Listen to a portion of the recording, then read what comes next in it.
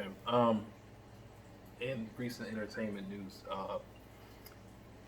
Tabitha Brown, who is a social media personality, some would call an influencer, very sweet woman, um, very spiritual woman, health conscious woman. She's a vegan, I believe. She does a lot of vegan cooking tips and things of that nature. Very sweet woman, talks with very sweet tone and voice, which is what she's kind of known for. Likes to give affirmations, positive affirmations, encouragement. Recently had announced that after 15 years of being in the entertainment industry, because she's also was an actress before social media, um, that she's retiring her husband. Now, this was a promise that she made when they moved out to Los Angeles. They didn't have much money. Neither one of them was working. She wanted to pursue her dreams as an actress. And her husband, in the meantime, decided after a very positive interaction with LAPD that he would become a police officer. And them coming from the South, I guess it made a big impression on him dealing with law enforcement. So she says to her husband to give her 5 years, and she's going to take him out of that job, and she's going to take care of the family. Now, it didn't happen in 5 years. Excuse me. 15 years later, she makes good on her promise, and she posted a video about it, and actually showed her husband as well, and his feelings about his last day at work. Now, I guess Wendy Williams gets a hold of this story, not knowing if either one of them know each other, like personally, uh, and decides to take that good news and kind of put her own twist on it as far as what happened to her and her relationship and in her marriage and how her marriage fell apart once she decided to take care of her husband financially. Um, it's one of the first times, and if anyone knows who Wendy Williams is, she's has a television show, was a radio personality for a long time, what you would refer to as a shock jock in the sense of drama, talk about people, ask, questions to get responses, just those kind of personalities. Most people, Howard Stern types. Um, and just as basically tries to rain on Tabitha Brown's parade and says that it's not going to work, there's going to be turmoil in her marriage, so forth and so on. Tabitha Brown, in response, posts a video basically praying for this woman. Uh, all positive affirmations, saying that she hopes that love finds her. As you know, that Wendy Williams' marriage fell apart, infidelity, things of that nature. And just really wished her well. The reason why I bring this up is it's one of the first times that there was a back and forth with Wendy Williams or personality types like that, that this person that was being attacked didn't go to their level. If anything, they went so high that it made you look at Wendy Williams differently. Now, mind you, me myself personally, I'm not a fan of Wendy Williams, but I understand what she does. After this encounter with Tabitha Brown, it's just like it really makes you look at Wendy Williams if she's really a bitter person and really has a lot of issues that she has to deal with. And it's just like, even on a professional level, it was like I can't rock with her. And most people, even if I don't agree or if I consume their content, I still respect them as an entrepreneur or someone who's making a living for himself. And Wendy Williams, in my personal opinion, for me, has lost all respect. It's just like, you have to know Tabitha Brown to understand why it hit differently. Um, they're almost like night and day. And there was nothing negative that you could draw from Tabitha Brown's story and her dreams and pursuits, and the fact that she actually did make good on a promise to her husband.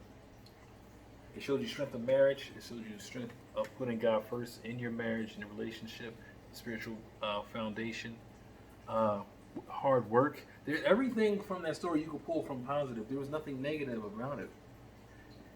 And yet Wendy Williams tries to find something negative, but yet she didn't find nothing negative in the story. She took from her own life the poison that's going on inside of her and put that on Tabitha, and that's, you can't be around that kind of energy. You know, this is probably the first time I'm gonna do this, but you keep my opinion short on that, and have a second thing to talk about. Heard this on the Breakfast Club with Charlamagne the God and DJ Envy, about a Florida woman who beat up her female partner for talking about an ex-lover in her sleep. Police were called out, domestic dispute. They don't say what was said. There's no names being thrown out there either. But whatever was said was enough to enrage this person into beating up their partner while they were asleep. Police were called out.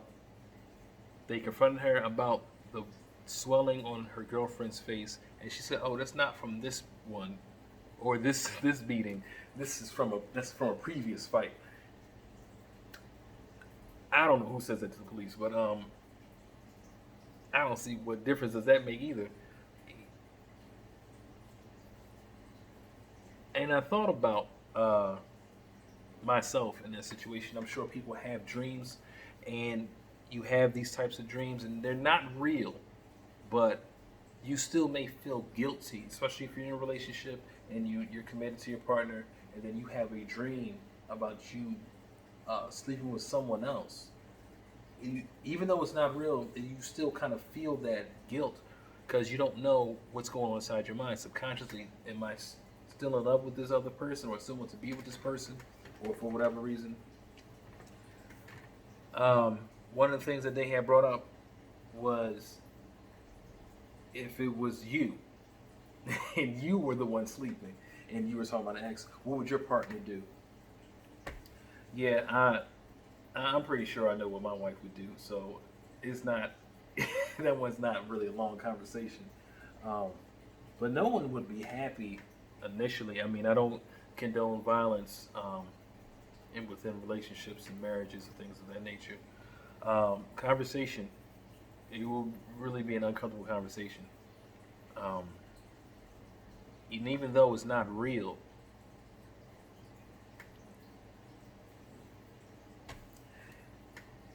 it's still a conversation that you would have to have with your partner, and it wouldn't be pretty per se, but you know, that's life. And I try to think that I ever had any dreams like that, and I probably did, but I just don't remember. You know, you wake up from stuff like that and you say, okay, that was bizarre. Why did that happen? And then you just move on with your life, or at least I do. Except when the dreams have real significance to them. And this is going off on another topic, but I had a dream recently that I was on a bus and just traveling, and I looked around and looked outside and realized I didn't know where I was at. And I started to panic, so I immediately got off the bus and thought, well, maybe get my bearings and try to see where I came from, looking for landmarks and things like that. Couldn't find anything that was familiar. And in the midst of me searching and trying to figure out how am I going to get home or wherever I was going, and someone walks up to me and asks me for directions. And in my mind, I say, how can I help you with directions when I'm lost myself? And I heard a voice tell me within the dream to help her anyway. And it insisted on helping her. Now, somehow in a dream, I helped her. It was something about a phone or GPS or something. And wherever she was trying to get to was right there, and I gave it to her, and she was able to go on her way. And right after she leaves, someone else asked me the same question. people just keep coming towards me. And as I helped each person, I felt less anxious about my own situation. Now, dreams like that, for me at least, I tend to hold on to because there felt like there was a double message within that dream. It wasn't just my subconscious or, you know, I mean, I've ridden the bus. I ride the bus, so that's not strange. So to have a dream about being on the bus is strange. I've been lost before. That's not strange either. Um, to help someone in a situation that I'm currently in and feel good about that. I don't know if I've ever done that though. And it sounds strange, but yet it was so intriguing of an idea. I thought, if God is trying to speak to me, help people. And even though I may be going through the exact same thing, help them anyway. And somehow it would help me. It sounds it sounds backwards when you try to think of it logically, but yet it was very intriguing. And, at this point, what could it hurt? I mean, if we're using the dream as an example, I'm already lost. I'm here. But I can still help people who are lost. And it's, in a way, it's like almost my obligation to still help someone, even if I'm not in the best situation myself. If I can, I should.